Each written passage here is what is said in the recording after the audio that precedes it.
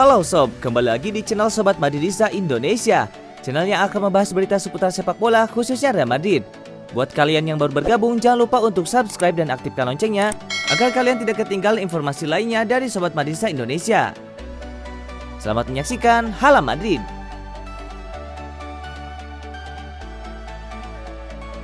Presiden Real Madrid tak setuju Ancelotti gagal bikin reuni. Carlo Ancelotti sedang mempertimbangkan kemungkinan bersatu kembali dengan James Rodriguez di Real Madrid di jendela transfer musim panas. Playmaker Kolombia berusia 29 tahun itu terbuka untuk gagasan kembali ke klub La Liga itu. Dilansir media Spanyol Vicajes, James Rodriguez mengalami roller coaster selama 6 tahun di Real Madrid. Sebelumnya, Rodriguez bergabung dengan klub raksasa La Liga pada musim panas 2014 usai tampil mengesankan di Piala Dunia. Pemain internasional Kolombia itu kemudian tampil mengagumkan di bawah asuhan Carlo Ancelotti. Namun, ia kemudian kehilangan tempatnya di bawah asuhan Zidane dan terus-menerus masuk dan keluar dari starting line up. Setelah masa peminjaman 2 tahun yang solid dengan Bayern Munchen, di mana ia bersatu kembali dengan Ancelotti, Rodriguez kembali ke Real Madrid pada musim panas 2019. Namun, peruntungannya tak berubah sedikitpun. Dan setelah musim 2019-2020 yang membuat frustasi, ia bergabung dengan Everton jelang musim 2020-2021. Langkah ini berarti ia akan mengadakan reuni ketiga dengan Ancelotti, kali ini di Goodison Park. Dan playmaker Amerika Selatan itu menjadi hit instan di Everton meskipun cedera membatasi waktu bermainnya. Namun demikian, ia berhasil mencetak 6 gol dan 9 assist yang mengesankan dalam 26 pertandingan di semua kompetisi. Dengan Ancelotti sekarang kembali ke Real Madrid, ada perasaan bahwa dia bisa menyerang beberapa mantan klubnya untuk membentuk skuad Los Blancos sesuai keinginannya. Di sisi lain, Real Madrid juga telah dikaitkan dengan Richarlison yang menikmati musim 2020-2021 yang bagus di bawah pelatih asal Italia itu. Selain itu, ada desas-desus tentang kemungkinan kepindahan penyerang Napoli, Hirving Lozano. Dan James Rodriguez adalah mantan pemain Ancelotti yang terbaru yang dikaitkan dengan kemungkinan pindah ke Real Madrid. Namun, langkah itu tidak mungkin terjadi setelah Presiden Real Madrid Florentino Perez tidak mau memberikan tawaran untuk gelandang Everton. Dan meskipun Rodriguez akan siap untuk menerima pemotongan gaji di Real Madrid, keengganan Perez berarti reuni musim panas Ancelotti dan pemain berusia 29 tahun itu kemungkinan besar tidak akan terwujud.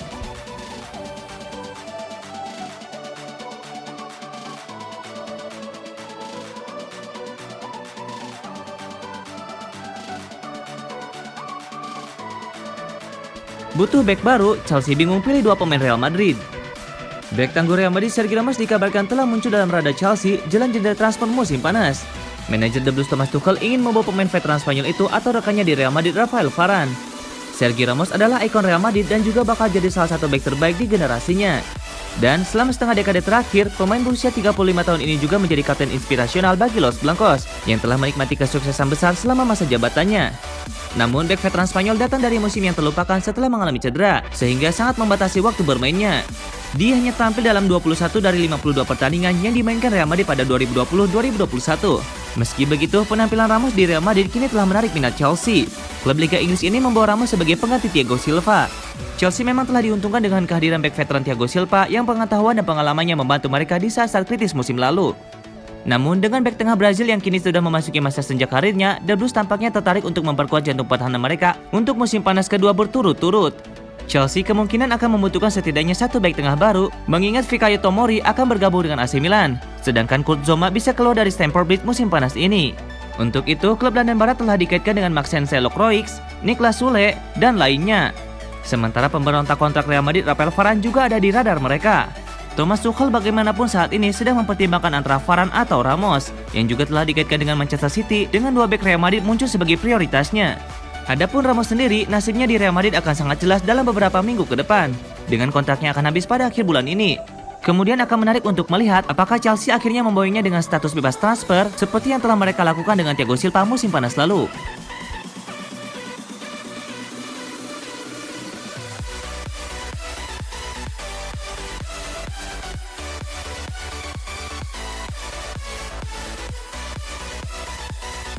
Marcelo akan tetap bersama Real Madrid. Keputusan mengejutkan dibuat Marcelo atas kepastiannya untuk bertahan di Real Madrid pada musim 2021-2022. Musim ini adalah tahun terakhir dalam kontraknya yang selesai pada Juni 2022. Bek kiri itu disebut-sebut sebagai salah satu pemain yang bisa hengkang pada musim panas ini. Namun dilansir Marca, Marcelo telah menghubungi direktur klub untuk membahas situasinya. Pemain asal Brazil ini memiliki hubungan yang sangat baik dengan para petinggi klub. Bahkan keputusan Marcelo untuk bertahan di Real Madrid turut berasal dari pelatih anyar Carlo Ancelotti. Pelatih asal Italia ini pernah menurunkan Marcelo sebanyak 53 kali pada musim 2014-2015. Itu adalah pertandingan terbanyak Marcelo dalam 1 tahun sebagai pemain Real Madrid. Kini Marcelo bukan pilihan utama bek kiri karena ada Fellaini dan Miguel Gutierrez yang lebih banyak diberikan menit bermain. Real Madrid masih menghormati Marcelo sebagai wakil kapten dan bahkan jadi kapten utama jika Sergio Ramos hengkang. Marcelo pun telah memenangkan banyak piala bagi Los Blancos dengan 22 trofi. Marcelo hanya membutuhkan 1 trofi lagi untuk menyemai rekor Paco Gento sama seperti Ramos. Perjalanan Marcelo di Real Madrid sudah dimulai sejak 2006 silam. Dia datang dari Brazil sebagai penerus Roberto Carlos. Dan 15 tahun kemudian, ia telah memainkan lebih banyak laga dibandingkan Roberto Carlos.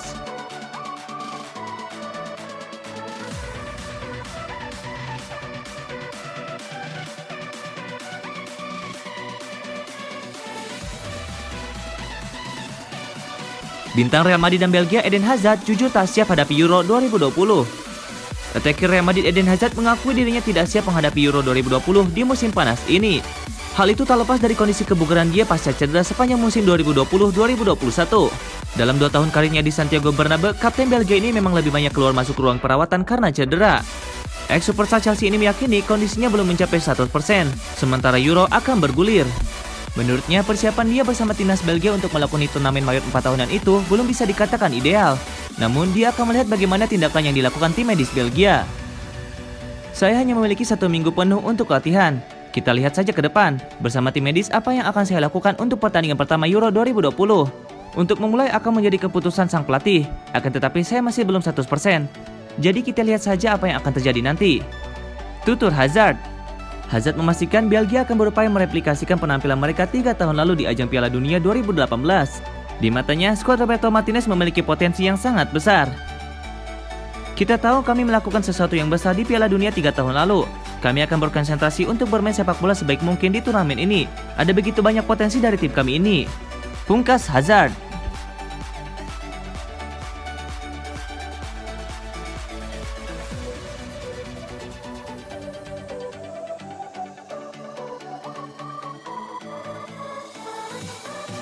UEFA tunda investigasi, dedengkot European Super League aman untuk sementara. Kabar baik buat 3 klub papan atas Eropa yang diketahui sebagai dalang di balik European Super League, yakni Real Madrid, Juventus, dan Barcelona. UEFA telah memberhentikan investigasinya untuk sementara. Investigasi tersebut dilakukan untuk menentukan hukuman yang tepat buat mereka. Pasalnya, 3 klub itu masih ngotot menyusun European Super League meskipun telah ditinggal 9 pendiri lainnya. Proyek European Super League sempat membuat dunia sepak bola heboh dengan penyataan keikutsertaan 12 tim dari 3 negara. 12 tim tersebut terdiri atas 6 klub Liga Inggris, 3 tim Spanyol, dan sisanya Italia. Publik memprotes keras kehadiran kompetisi tersebut yang dianggap sebagai cara buat klub raksasa untuk memperkaya diri. Setelah 6 klub asal Inggris mengundurkan diri, proyek European Super League pun harus ditunda sementara. UEFA adalah badan yang paling menentang keberadaan European Super League. 9 klub yang mundur mereka sambut dengan tangan terbuka, namun tidak dengan 3 tim yang memutuskan bertahan. Federasi sepak bola tertinggi di Eropa tersebut menyiapkan hukuman mereka. Dari beberapa laporan yang beredar, UEFA ingin Real Madrid, Barcelona, dan Juventus tidak ikut serta dalam pagelaran Liga Champions musim depan. Proses investigasi pun dilakukan sampai Rabu malam. Bukan karena prosesnya yang telah selesai, namun karena suatu hal yang tak dijelaskan dalam pernyataan resmi dari UEFA.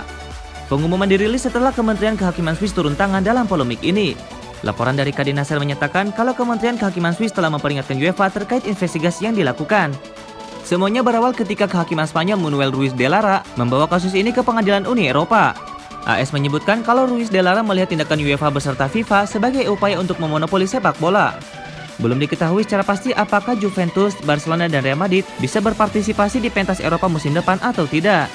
Namun melihat situasinya, bisa disimpulkan kalau mereka bakalan ikut serta.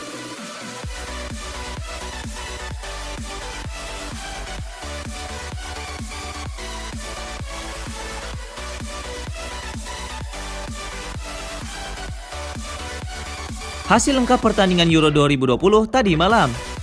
Timnas Italia mendapatkan 3 poin dalam laga perdana grup A Euro 2020 yang digelar di Stadion Olimpico pada hari Sabtu 12 Juni 2021. Gli Azzurri mengalahkan timnas Turki dengan skor telak 3-0. Italia langsung unjuk diri sebagai tim yang lebih superior sejak awal pertandingan. Mereka berusaha membongkar benteng Turki yang langsung menerapkan permainan bertahan begitu Gli Azzurri mulai menguasai permainan. Tidak begitu banyak peluang yang tercipta di awal permainan. Terlihat jelas kalau masing-masing tim merasa gugup. Italia melepaskan total 14 tembakan selama pertandingan berlangsung, namun hanya menemui sasaran sebanyak 3 kali. Babak pertama berakhir dengan kedudukan imbang 0-0. Gebrakan Italia di babak kedua langsung menghasilkan gol. Berardi melakukan serangan dari sisi kanan dan langsung melepaskan umpan silang. Bola mengenai Merih Demiral dan berbelok menuju gawang Turki. Italia unggul 1-0 di menit ke-53.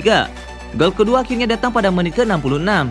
Gawang Turki kembali bergetar setelah Ciro Immobile mampu mengubah bola muntahan hasil tembakan Spinazzola yang ditepis Cakir menjadi gol kedua buat Gli Azzurri. Italia 2, Turki 0. Kemenangan hampir dipastikan menjadi milik Gli Azzurri setelah Lorenzo Insigne mencetak gol ketiga di menit ke-79. Diawali blunder Cakir, bola bergulir sampai ke kaki Immobile yang mengirimkan assist buat Insigne yang bebas dari pengawalan. Dengan tenang, ia mengoyak gawang Turki. Laga berakhir dengan skor telak 3-0 untuk kemenangan Gli Azzurri.